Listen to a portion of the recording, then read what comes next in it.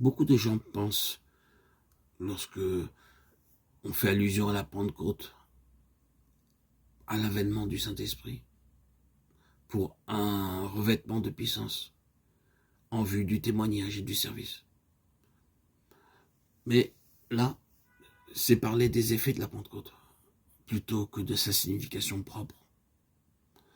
Beaucoup ont dit que la Pentecôte est l'expression de Christ glorifié. Il a été reçu en haut, dans la gloire. Il est glorifié à la droite de Dieu, et parce que Jésus fut glorifié, alors le Saint-Esprit a été envoyé, et nous avons ces faits consignés dans le livre des Actes. Tout cela est vrai, bien sûr.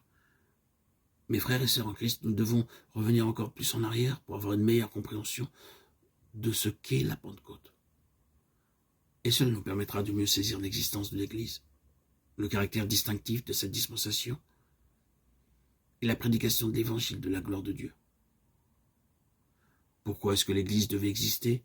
Pourquoi est-ce que cette dispensation devait être différente de toutes les autres? Pourquoi est-ce que l'évangile devait être prêché par tout le monde pour servir de témoignage? Ce ne sont là pas des petites questions.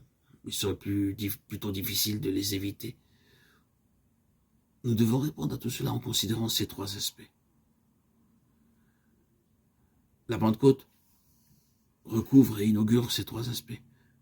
Et nous devons expliquer la Pentecôte par rapport à nous-mêmes pour un dessein actuel et pratique et pour notre vocation maintenant et pas simplement comme un sujet d'étude biblique intéressant.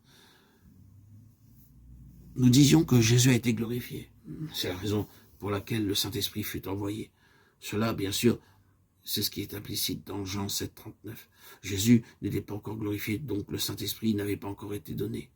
Mais une fois encore, qu'est-ce que la glorification du point de vue de Dieu? Il doit y avoir un lien avec cette question de la justice divine, car la nature même de Dieu est considérée par cela. Dans l'Église, la dispensation et dans la proclamation de l'Évangile, la nature même de Dieu est inhérente. En d'autres termes, c'est la justice de Dieu qui est la suprême finalité. Premièrement, la nature de Dieu lui-même doit être satisfaite, car dans le cas contraire, il n'y a pas de bonne nouvelle ni d'évangile. Il n'y a rien de joyeux dans son propre caractère qui puisse être proclamé. Cela implique donc que la propre nature de Dieu soit pleinement satisfaite. Mais non seulement cela, Dieu doit aussi être satisfait en ce qui concerne sa création. Nous disions dans notre précédente méditation qu'un des aspects concernés par cette question de la gloire, c'est l'existence même de la création et de l'homme comme étant son couronnement. La pensée de Dieu qui gouvernait lors de la création, c'est que tout était créé pour sa gloire. C'est-à-dire que sa gloire pouvait être exprimée et ce qu'il est en lui-même pouvait être manifesté dans tout ce qui touchait à sa personne, tout ce qui émanait de lui. Cela ne devait pas se limiter à un Dieu confiné et vivant dans la plénitude et dans la satisfaction de sa propre autosuffisance. S'il est amour, s'il est plus qu'une simple puissance, il doit donner. Il doit être le grand donateur. Il doit non seulement être Dieu, Yahweh, le tout suffisant, mais Dieu El Shaddai. Yahweh, Dieu vivant. Cela dont tout procède. El Shaddai. Il doit être celui duquel découle toute puissance, se définissant dans des œuvres, dans des expressions bien définies de ce qu'il est en lui-même. Le but de la création dans son intention, c'est que Dieu trouve une pleine mesure de gens moralement responsables, dont le grand désir soit de le satisfaire pour qu'il puisse se manifester lui-même dans ce qu'il est, dans sa propre nature. La création est gouvernée par cela, et Dieu doit être satisfait avant qu'il n'y ait une quelconque manifestation de l'évangile, de la gloire de Dieu et du Dieu bienheureux, le Dieu béni, dont l'expression est ici le Dieu satisfaisait, satisfaisant.